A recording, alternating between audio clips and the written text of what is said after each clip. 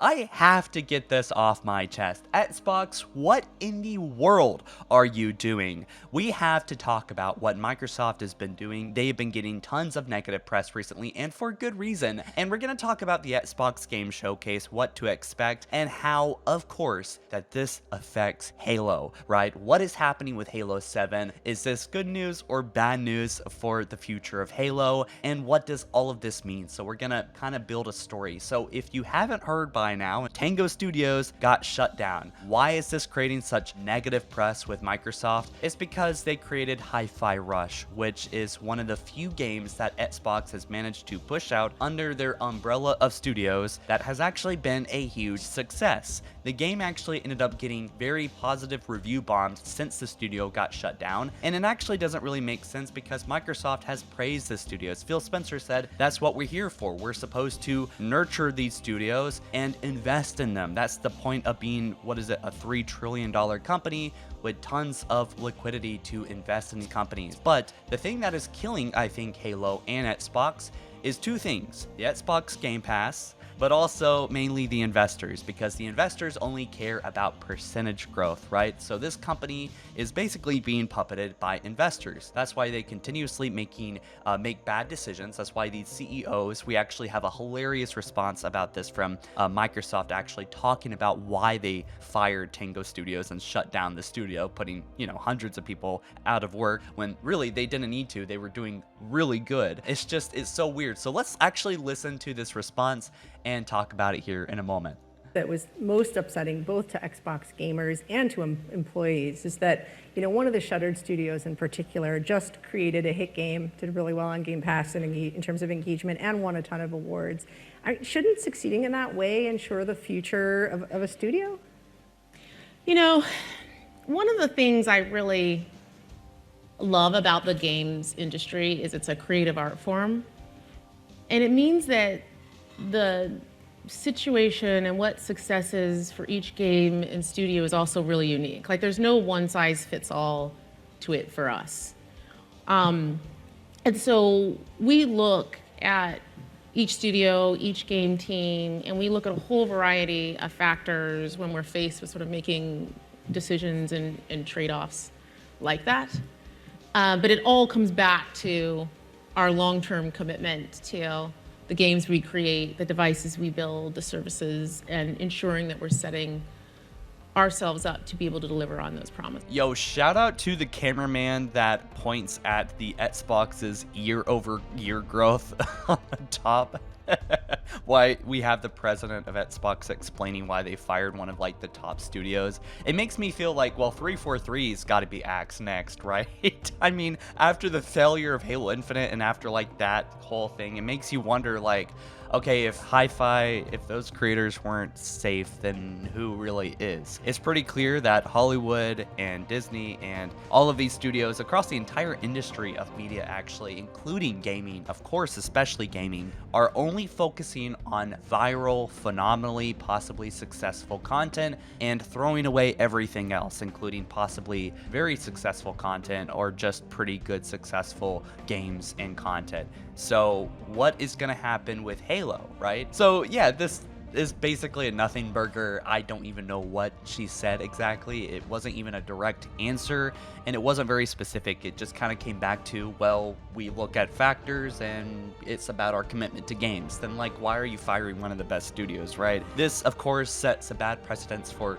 not just this studio, obviously, which got put out of work, but also Halo, what is happening with 343 Industries. And I think we will come back to this more classic style approach, but it seems like Microsoft is starting to kind of panic with the Xbox Game Pass. They don't really know what to do with it because it is not growing. There is not a good enough return on the investments. They are going on a massive spending spree, and they're not willing to invest in any of these new people. So basically, single percentage growth on the Xbox Game Pass since 2021.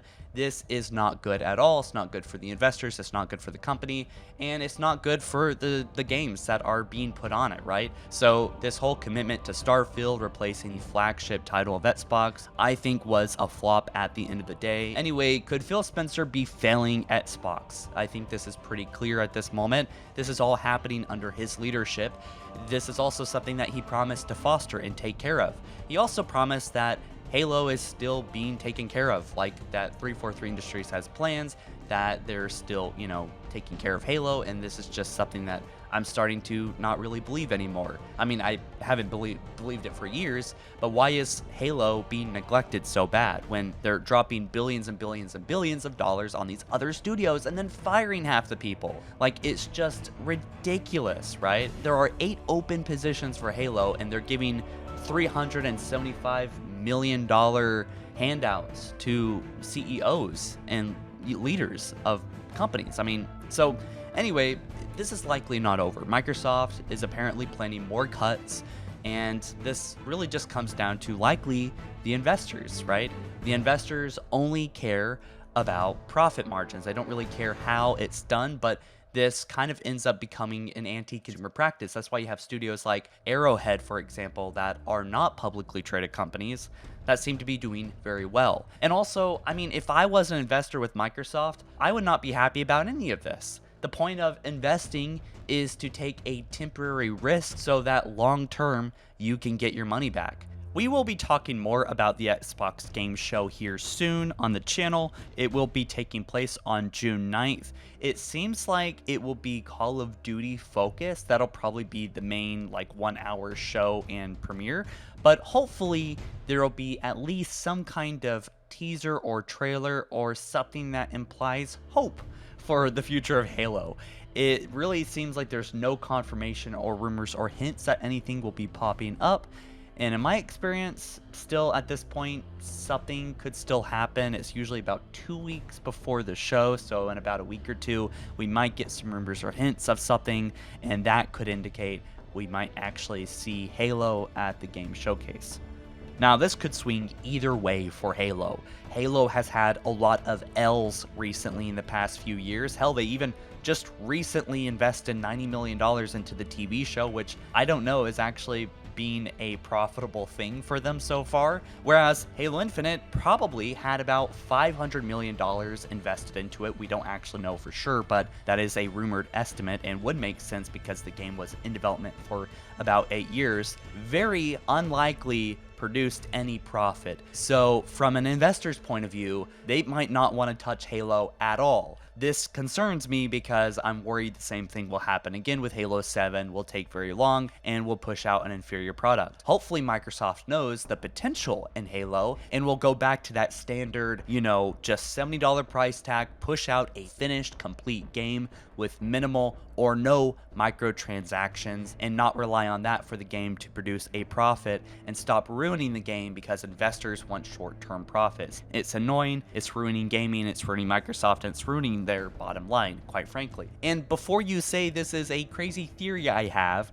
remember, Microsoft is actually debating right now internally whether putting Call of Duty on the Xbox Game Pass will negatively affect their revenue streams. Well, if you have to have that discussion, you should look back at all of the Xbox Game Pass and if this whole method is even going to work. Remember, this is something that I genuinely think is ruining games, all right? I think it's ruining Xbox because they are worrying so much about that monthly subscription instead of just making good games and having good titles. They're worrying more so about the Game Pass value overall instead of a single game's, success. So if you have to ask if Call of Duty is going to, decline in revenue because it's on the Game Pass, well, it's probably going to be true for everything if you conclude that, yeah, it will. Anyways, guys, what do you think? Let me know down in the comment section below. I'll catch you in the next one soon.